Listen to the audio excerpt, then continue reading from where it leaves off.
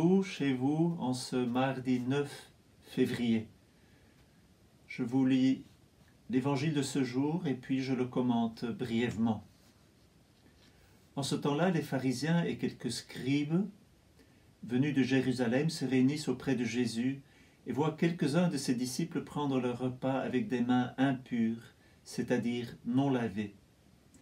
Les pharisiens, en effet, comme tous les juifs, se lavent toujours soigneusement les mains avant de manger, par attachement à la tradition des anciens. Et au retour du marché, ils ne mangent pas avant de s'être aspergés d'eau, et ils sont attachés encore, par tradition, à beaucoup d'autres pratiques, lavage de coupes, de carafes et de plats. Je m'interromps un moment la lecture parce que c'est bien tout ça, ce sont des rites, et notre vie aussi, chrétienne, a des rites. Les rites en soi sont bons, et les rites ont quelque chose d'humain, même s'ils vont signifier quelque chose, le culte divin, mais ils ont quelque chose de nécessaire. On continue la lecture. Alors les pharisiens et les scribes demandèrent à Jésus: « Pourquoi tes disciples ne suivent-ils pas la tradition des anciens? Ils prennent leur repas avec des mains impures. » Jésus leur répondit: « Isaïe a bien prophétisé à votre sujet, hypocrite.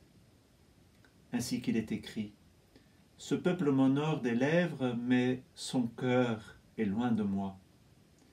C'est en vain qu'ils me rendent un culte. Les doctrines qu'ils enseignent ne sont que des préceptes humains. Vous aussi, vous laissez de côté le commandement de Dieu pour vous attacher à la tradition des hommes. »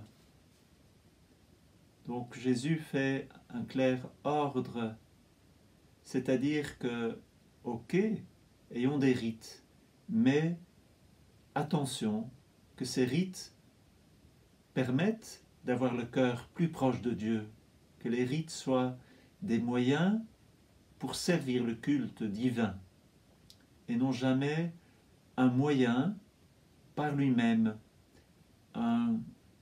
Comme Jésus dira, vous l'avez, qu'on rince que l'extérieur de la coupe, mais qu'on ne regarde pas l'intérieur de la coupe qui est plein de cupidité. Il leur disait encore: vous rejetez bel et bien le commandement de Dieu pour établir votre tradition. Ici, Jésus va les prendre en défaut. Écoutez. En effet, Moïse a dit « Honore ton père et ta mère » et encore « Celui qui maudit son père ou sa mère sera mis à mort ». Mais vous dites « Supposons qu'un homme déclare à son père ou à sa mère « Les ressources qui m'auraient permis de t'aider sont korban, c'est-à-dire réservé à Dieu. Je suis désolé. » Alors, vous ne l'autoriserez plus à faire quoi que ce soit pour son père ou sa mère. Vous annulez ainsi la parole de Dieu par la tradition que vous transmettez. Et vous faites beaucoup de choses du même genre. Donc, c'est-à-dire que les usages humains font que la parole de Dieu est annulée, c'est-à-dire c'est vide. On ne fait que quelque chose qui reste une tradition humaine, mais qui n'a plus de contenu divin, spirituel. Dans cet évangile, donc, on peut prendre au sérieux les corrections de Jésus. Jésus déjoue ceux qui ont de mauvaises intentions. Ici, ils sont hypocrites. Est-ce qu'ils sont conscients ou non? Si Jésus agit de telle manière, c'est qu'il y a péché et c'est qu'il y a conscience. Jésus éveille les scribes et les pharisiens sur leur hypocrisie. J'ai fait une petite recherche. Hypocrite vient du grec. Ce mot désigne dans cette langue un acteur ou une personne qui répond, qui interprète, qui joue, qui feint. De là, il n'y a qu'un pas pour arriver au sens français moderne de personnes qui affectent des sentiments religieux à l'origine, quelconques par la suite.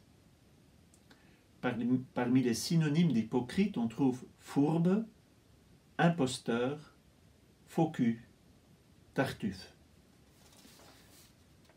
Jésus donc corrige l'hypocrisie des pharisiens et des scribes. Ça veut dire qu'ils sont encore en capacité de se convertir. Jésus les a donc pris en défaut et nous pouvons mettre en lumière la gravité de la matière dont il s'agit ici. Pourquoi? Parce qu'on se sert de Dieu, on se sert de la loi de Dieu pour défendre des préceptes et des usages humains, négligeant ainsi la parole de Dieu et éloignant ainsi son cœur de Dieu. Les rites sont bons, mais si les rites nous éloignent de Dieu, si ils nous éloignent de la parole de Dieu, ils ne sont pas bons. Donc, Jésus nous invite à être particulièrement attentifs, de ne pas faire un mauvais usage des biens divins, des biens qui viennent de Dieu. Je pense à 3 situations de cet évangile que nous lirons le mercredi des Cendres, où Jésus nous invite à prier, de nous retirer dans le secret de notre cœur pour prier, de ne pas s'exalter dans la prière, de faire l'aumône en secret pour réjouir le Père qui voit dans le secret, et puis de jeûner dans le secret et de ne pas se faire un visage défait quand on jeûne. Voilà, demandons peut-être au Seigneur de nous éclairer sur tous ces lieux dans notre vie où nous sommes hypocrites. Laissons-nous corriger par Jésus, laissons Jésus nous dire hypocrite pour que nous devenions plus vrais et que nous ne nous servions pas des choses de Dieu, des choses divines pour notre propre gloire, pour notre propre gloriole humaine. Apprenons donc à être vrais. Mettons-nous à la suite du Christ qui, lui, a pu combattre l'hypocrisie parce qu'il est la vérité. Mettons-nous à l'école de la Vierge Marie qui, dans son humilité, se cache dans la vie de Jésus. Elle se revêt des dons du Saint-Esprit pour vivre à la perfection, avec une plénitude de dons du Saint-Esprit, mais dans une profonde humilité, dans une profonde pauvreté, mais dans une profonde sagesse, avec une intelligence éclairée, avec un discernement, avec une douceur, avec une force. Voilà la récompense pour ceux qui combattent l'hypocrisie et qui veulent être vrais. Bonne journée, à demain.